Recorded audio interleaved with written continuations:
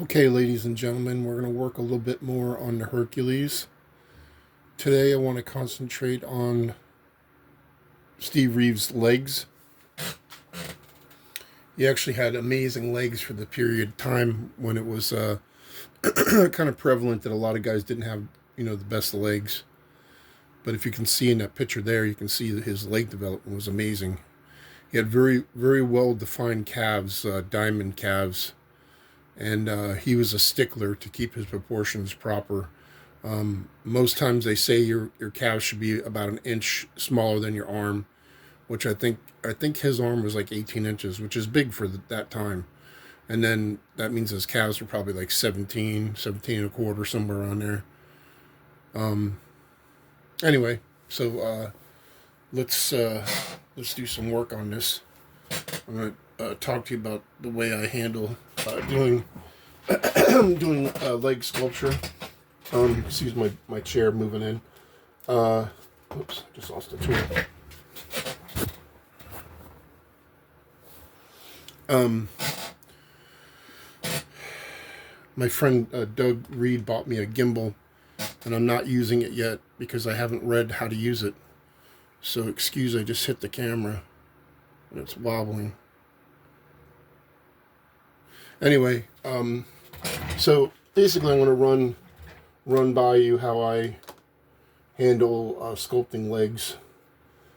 This will be a quick video. It's not going to be super long. I basically take a nice wad of clay. I usually knead it a little bit.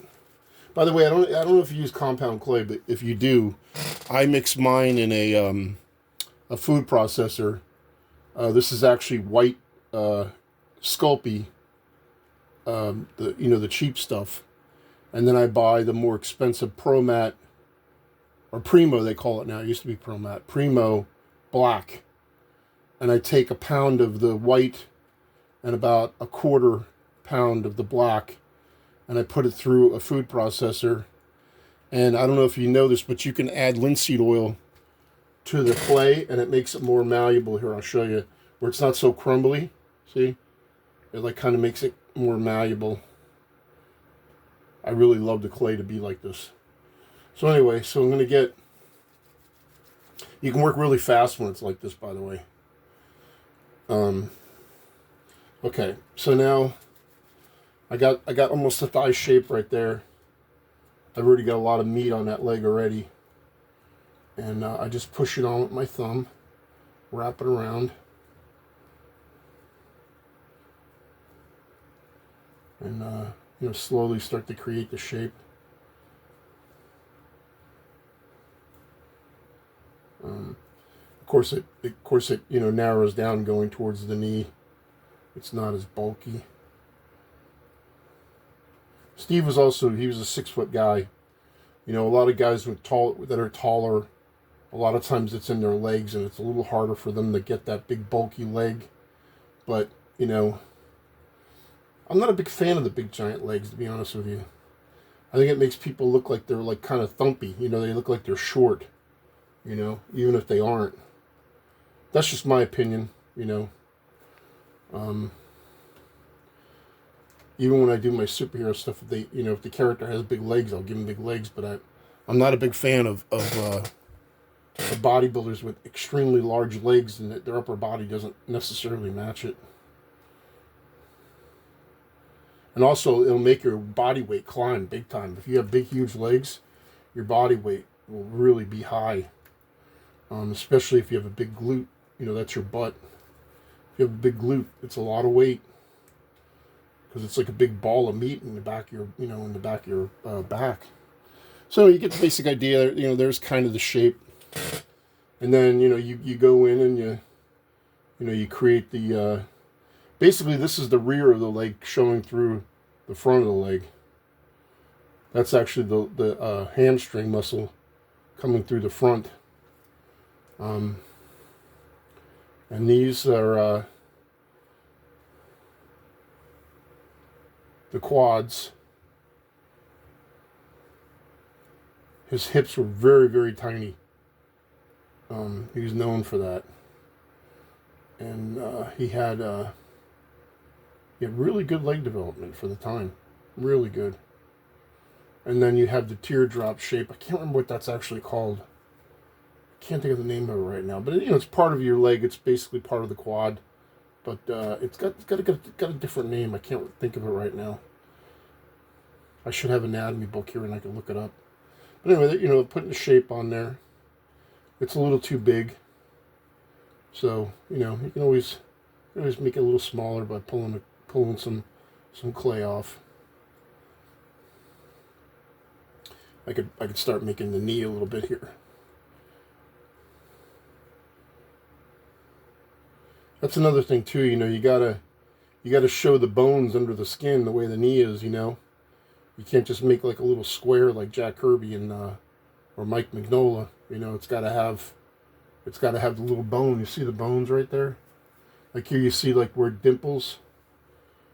Because he's like pushing that's back and he's got his leg straight so it dimples. It's just like my hand's doing. See? Watch. Of course, I'm an old fart too, though. But you get the basic idea. You see? The shape's nearly there. It's actually more meat in here. So you could take more clay and fill in here.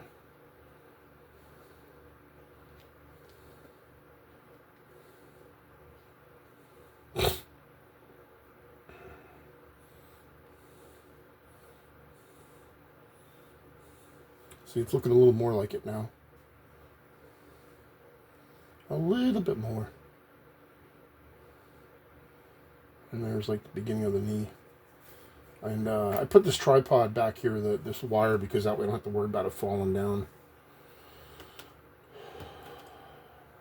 Sometimes when I get to this part here, I'll actually take epoxy and I'll wrap a very thin layer of epoxy on this, because that way I don't have to worry about the ankles bending so much. They'll become very rigid from the epoxy. To me, this leg looks like it needs to be a little further back. More like that. That's a little more natural looking right there. Okay, so then we'll put make the calf muscles, the muscules, as Popeye would say. Basically, it's like a little wad of clay. I put it behind the leg, and then you just kind of shape it into the calf shape.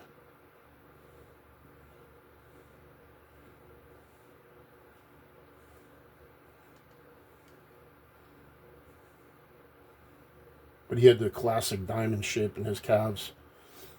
Where they came to a point and then it went down again.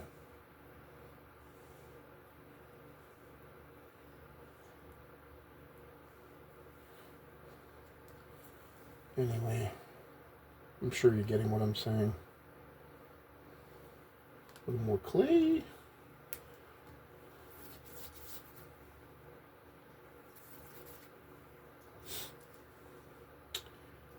Throw a little more clay on here. Now I'm going to give you like I'm not going to mention names or anything, but there's some people I know that I feel as if they break the anatomy down to a machine, and they don't have enough curves in their anatomy, and in my opinion, it makes it look a little more like a robot. And you have to be very careful with that, because everything in nature has a bow to it, like a teardrop shape. It always goes like this. So here's where the knee and tendons and ligaments would start to connect to the calf muscles. Now remember, don't be afraid to, look at anatomy. I try to use real anatomy. I don't really look at much artwork anatomy. Only if I'm doing something based on someone's artwork.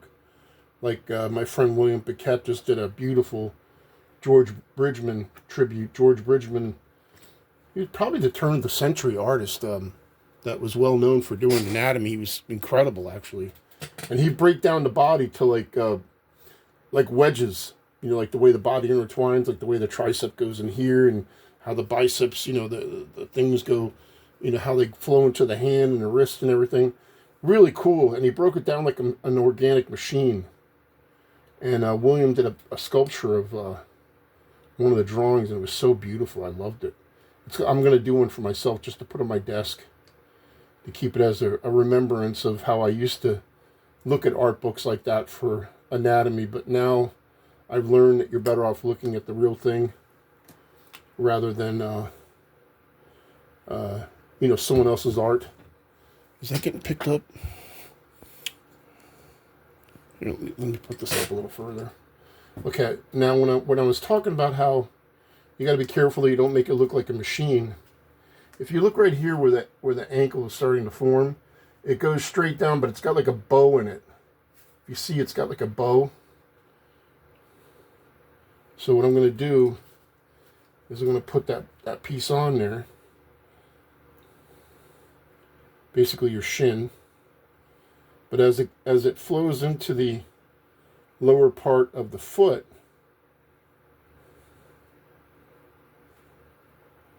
it actually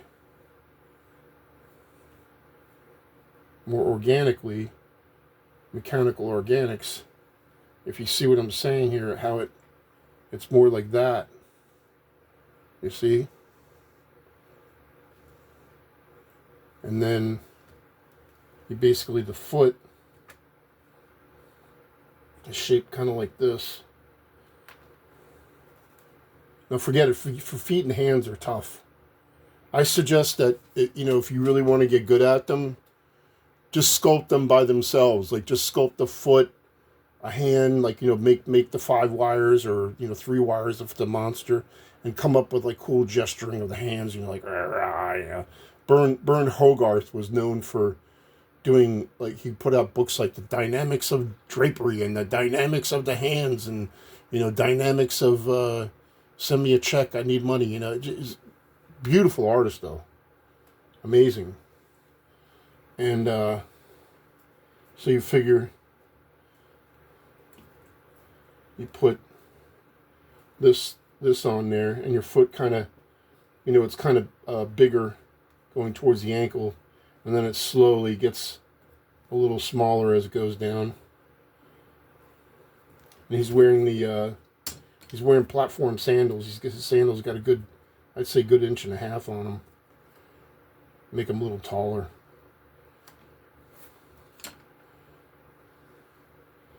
No problem, Steve.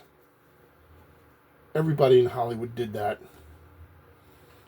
Even one of my favorite humans on the planet, Sylvester Stallone. He wears lifts. He's been wearing lifts for ever since day one, I think. He's like 5. I think he's like 5'8".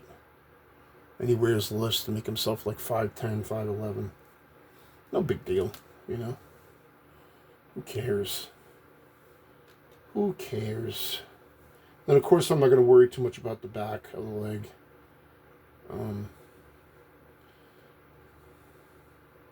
But you see the calf muscle's already kind of shaped right, It's going to have a little thing right here. And then sometimes on the other side, there's just a little bit of a thing here.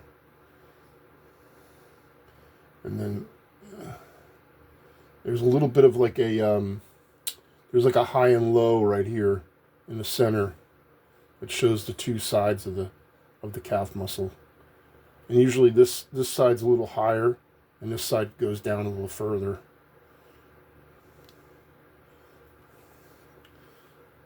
But anyway, you get the general idea of it. See from the side, the shin's a little too big. You got to move it around a little bit. But like I said, make sure you make that organic bow shape. See it? You get the idea. He had very small knees. Like, look how small his knee is.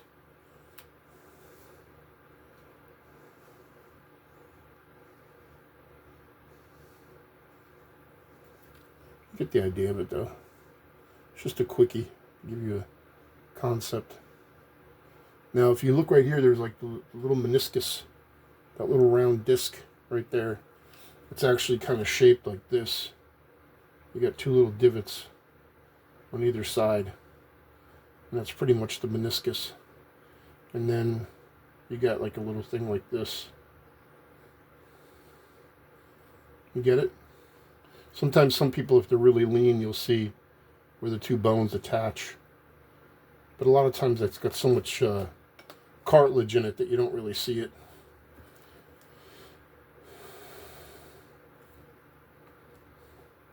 So anyway, I don't know if you noticed, I think I told you the wrists were too long. I don't know. I don't think I did it in the video though. I cut these off after the video was over. But this hand's going to go like this, where the fingers are like this, and then the other one's going to be more like this.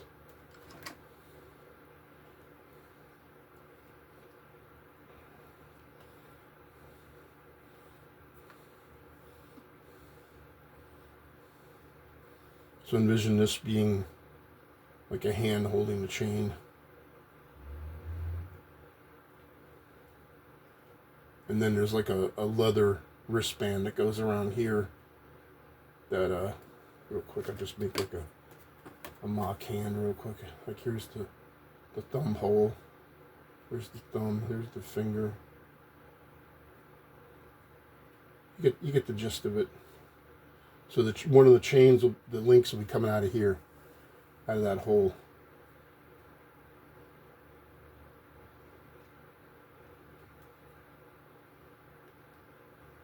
Another thing too, like when you do hands, if you look, it's not flat. It's got like a roundness to it from your wrist.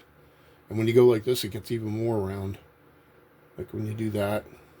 So try not to make this too flat. Anyway, you get the gist of it. I'll do the other hand. This hand is more like this, like in the power stance.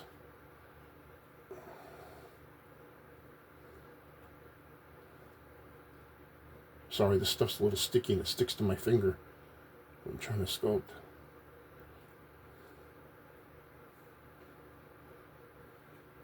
But anyway, you get the idea of it. You know, it's just, you know, sometimes I'll actually fire it like this with that shape. And believe it or not, I'll go in with my dribble and I'll carve a lot of it out. I'll carve the fingers in and all that. It's just something I've been doing for years, and I actually like doing it that way. But anyway, I don't know how long this video is, but you know, you get a pretty good idea. I mean, there's pretty much the leg. You know, the whole leg's pretty much there. It just has to all be refined. You know, you got to clean it up, and you got to put the little, you know, like some of the little muscular stuff, like little tendony thingies. You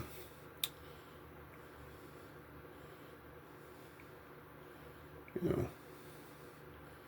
Anyway, you get the idea of it. All right.